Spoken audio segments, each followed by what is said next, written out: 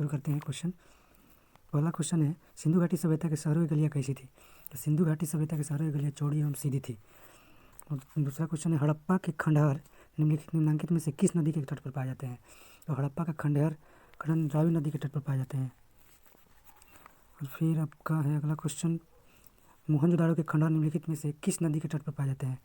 तो मोहनजोदाड़ो का खंडहर सिंधु नदी के तट पर पाए जाते हैं। फिर अगला क्वेश्चन है आपका, मोहनजोदाड़ो में सबसे बड़ा भवन कौन सा है? तो मोहनजोदाड़ो में सबसे बड़ा भवन आपका धन्यागार था। मोहनजोदाड़ो का सबसे बड़ा भवन जो था वो धन्यागार था। और विशाल स्नानगार जो था वो हमारे मोहनजोदाड़ो में मिला हुआ था, मोहनजोदाड़ो से प्राप्त हुआ था। ये सबसे बड़ा क्या था? सबसे बड़ा स्नानगार था। कौन? तो विशाल स्नानगार। और सबसे बड़ा भवन जो था वो धन्यागार था। और सबसे बड़ा जो इमारत था वहाँ का मोहनजोदाड़ो का वो कौन थी? तो विशाल स्नानगार था। सबसे बड़ा इमारत विशाल स्नानगार था और सबसे बड़ा भवन जो था वो धन्यागार था। तो अगला क्वेश्चन आपका विशाल, देखिए अगला क्वेश्चन आ गया कि मोहनजोदाड़ो में सबसे बड़ा विशाल स्नानगार कहाँ मिला था? तो मोहनजोदाड़ो में सबसे बड़ा स्नानगार जो मिला था मोहनजोदाड़ो से प्राप्त हुआ था। फिर अगला क्वेश्चन है, सिंधु घाटी सभ्यता की कौन सी लिपि है? तो सिंधु घाटी सभ्यता में तो लिपि कोई थी ही नहीं। वो फोटो और वहाँ की चित्रकला के अंदाज पे पता लगाया जाता था कि वहाँ उस टाइम के लोग कैसे क्या करते थे। तो वहाँ पे कोई भाषा का ज्ञान नहीं था, कोई भी लिपि नहीं थी उस टाइम।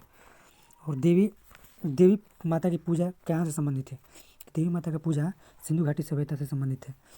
फिर अगला क्वेश्चन है आपका, सिंधु घाटी सभ्यता का पतन नगर बंदरगाह कौन सा था? तो पतन नगर बंदरगाह आपका था लोथल से वहाँ पे व्यापार हुआ करते थे। ये एक बंदरगाह के रूप में था। और सिंधु घाटी के लोगों की महत्वपूर्ण रचना निम्नलिखित में से किस मूर्ति में है? तो सिंधु घाटी की महत्वपूर्ण जो रचना थी वो आपका नृत्य करती हुई मूर्ति जो थी उसमें थी। सिंधु घाटी के लोगों की महत्वपूर्ण रचना नृत्य करती हुई मूर्ति थी। लोथल नामक स्थान पर निम्नोक्त सभ्यता में से किसका जहाजी माला घाट था? तो सिंधु घाटी का था। अगला क्वेश्चन है आपका, मोहनजोदाड़ो में सबसे बड़ी इमारत कौन सी है?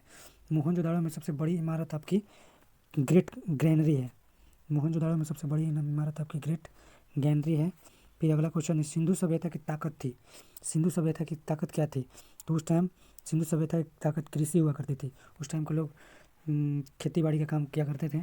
तो उस टाइम अर्थव्यवस्था की ताकत कृषि हुआ करती थी। और फिर अगला क्वेश्चन है, सिंधु घाटी की सभ्यता के लोग किसकी पूजा करते थे? तो सिंधु घाटी सभ्यता के लोग पशुपतिनाथ की पूजा करते थे।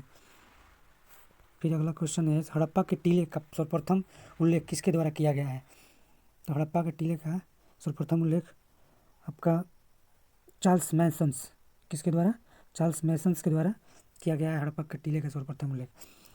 और फिर अगला क्वेश्चन है, मोहनजोदाड़ो का उत्खनन कार्य कब हुआ था? तो मोहनजोदाड़ो का खोज जो हुआ था वो 1921 में हुआ था। जो कि खोज किया था सबसे पहले किसने? दयाराम साहनी ने। मोहनजोदाड़ो का खोज 1921 में हुआ था। जिसने किया था उसका नाम दयाराम साहनी था। और जो पूछा उसका उत्खनन कब हुआ था? तो मोहनजोदाड़ो का उत्खनन 1922 ईस्वी में हुआ था। और खोज कब हुआ था? 1921 ईस्वी में हुआ था। खोज किसने किया था? दयाराम साहनी ने किया था। उसके बाद क्वेश्चन है, पहली बार कपास उपजाने का श्रेय किस सभ्यता को जाता है? तो पहली बार कपास उपजाने का श्रेय सिंधु सभ्यता को जाता है। फिर अगला क्वेश्चन है, सिंधु सभ्यता के लोग किस धातु से अपरिचित थे?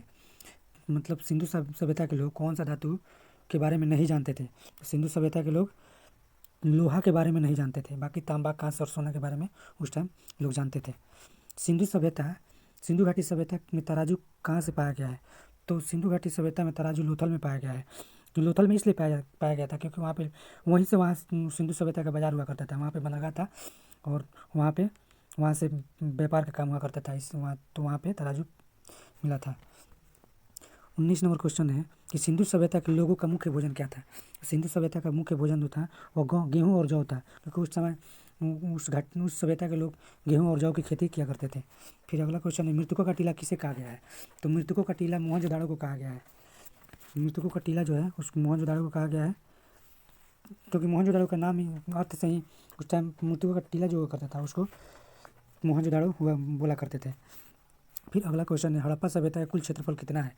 तो हड़प्पा सभ्यता का कुल क्षेत्रफल 13 लाख वर्ग किलोमीटर है। और हड़प्पा सभ्यता जो है वो त्रिभुजाकार है।